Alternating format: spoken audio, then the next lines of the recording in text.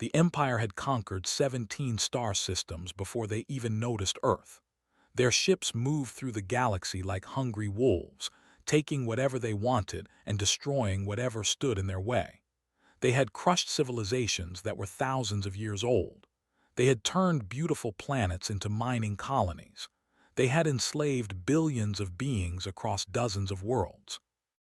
When their long-range sensors finally detected the small blue planet spinning around an ordinary yellow star, they expected nothing different. Admiral stood on the bridge of his massive warship, looking at the holographic image of Earth rotating slowly before him. His four eyes studied the planet with cold calculation. 70% water, he noted, rich in minerals, a young species that had only recently discovered space travel. They would be easy prey. They had a system. They would arrive at a planet with overwhelming force. They would demand complete surrender. If the species refused, they would destroy one major city as an example. Most species surrendered after that.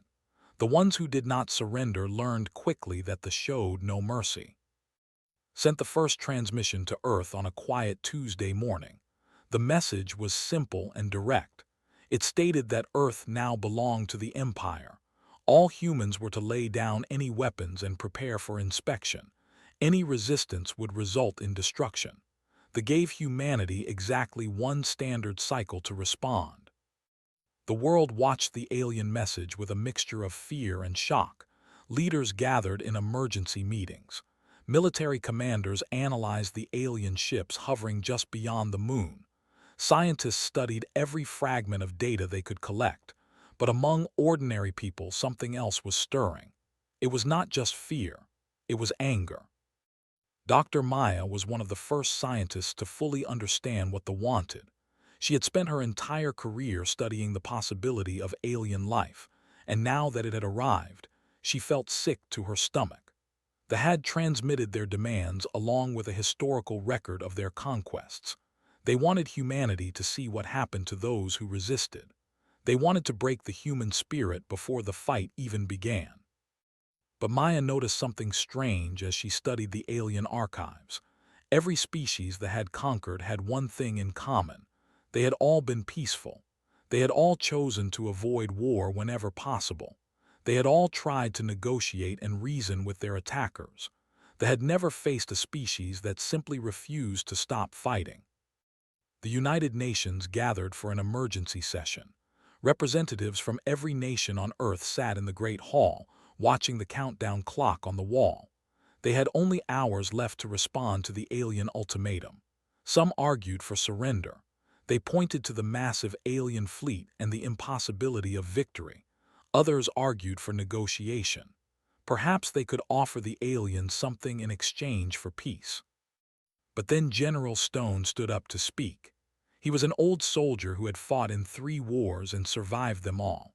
His face was hard and his eyes were cold, and when he spoke, the room went silent. General Stone did not talk about military strategy or political solutions. Instead, he talked about history. He reminded everyone of the times humanity had faced impossible odds and refused to give up. He spoke of soldiers who had charged into battle knowing they would die. He spoke of ordinary people who had stood against tyranny with nothing but their bare hands. He spoke of the fire that burned in the human heart, the fire that no enemy had ever been able to extinguish.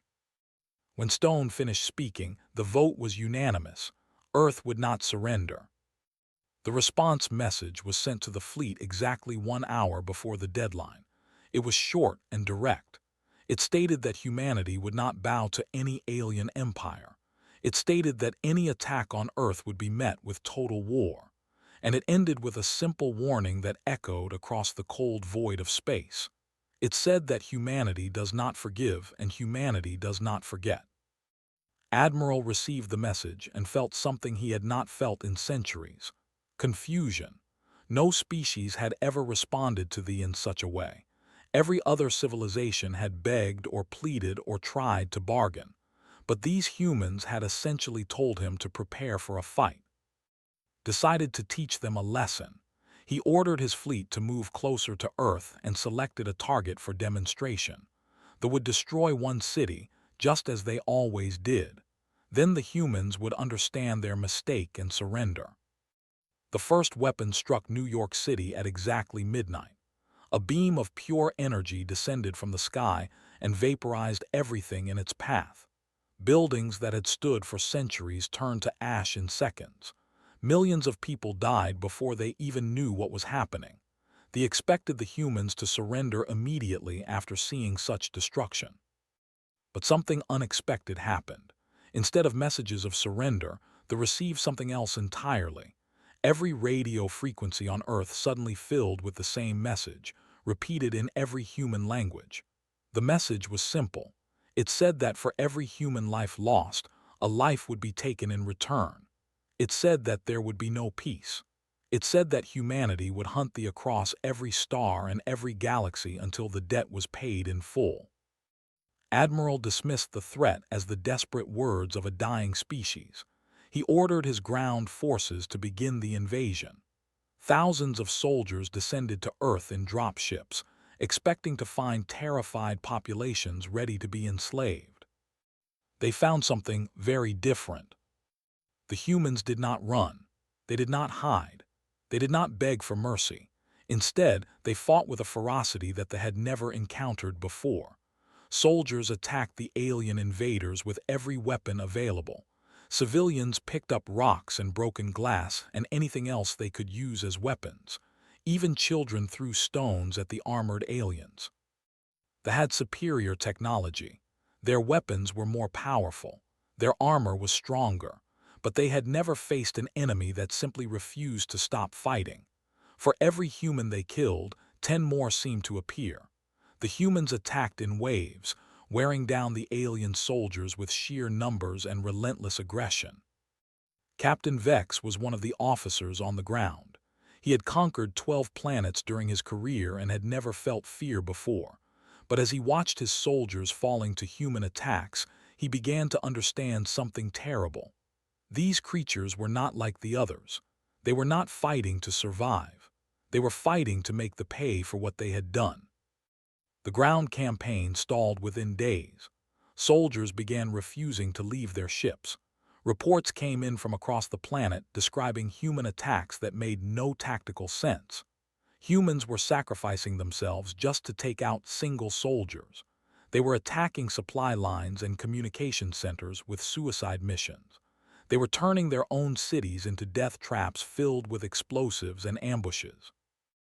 Admiral received a report that changed everything. Human scientists had captured a shuttle and were reverse engineering its technology. Within weeks, they would have their own version of the alien weapons, and the humans were not planning to use them for defense. The High Command ordered to destroy Earth completely. They realized that leaving any humans alive was too dangerous.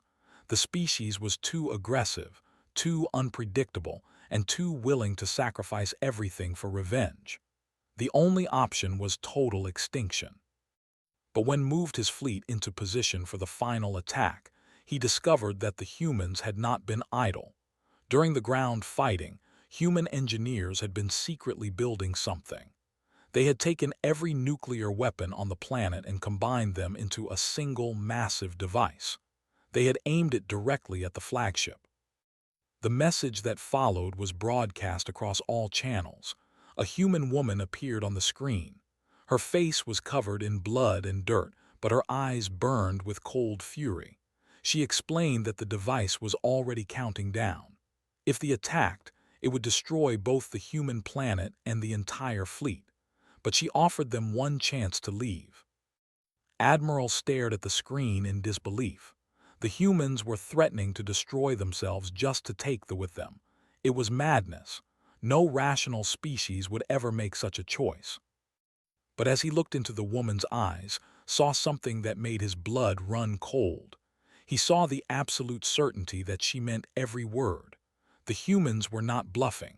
They would rather die than allow the to win. The fleet retreated. Word of Earth's defiance spread across the galaxy faster than light itself. Other species heard how the small blue planet had stood against the mighty empire. They heard how the humans had refused to surrender even in the face of certain destruction. They heard about the fire that burned in human hearts. For the first time in 10,000 years, the Empire faced rebellion on multiple fronts. Enslaved species looked at what the humans had done and found their own courage. They began to fight back, inspired by the example of a species that chose death over submission. Admiral was executed by the High Command for his failure, but his replacement fared no better. They tried twice more to conquer Earth, and both times they were driven back by human ferocity. The cost of victory was simply too high. Eventually, the empire crumbled. The species they had enslaved rose up one by one, and the empire that had terrorized the galaxy collapsed in less than a century. And at the center of that collapse was the memory of a small blue planet that had refused to surrender. Humanity eventually spread across the stars, building their own empire of trade and exploration. But they never forgot the lesson they had taught the galaxy. They carved it into monuments on 100 worlds. They taught it to their children and their children's children. The lesson was simple. There are some things worse than death.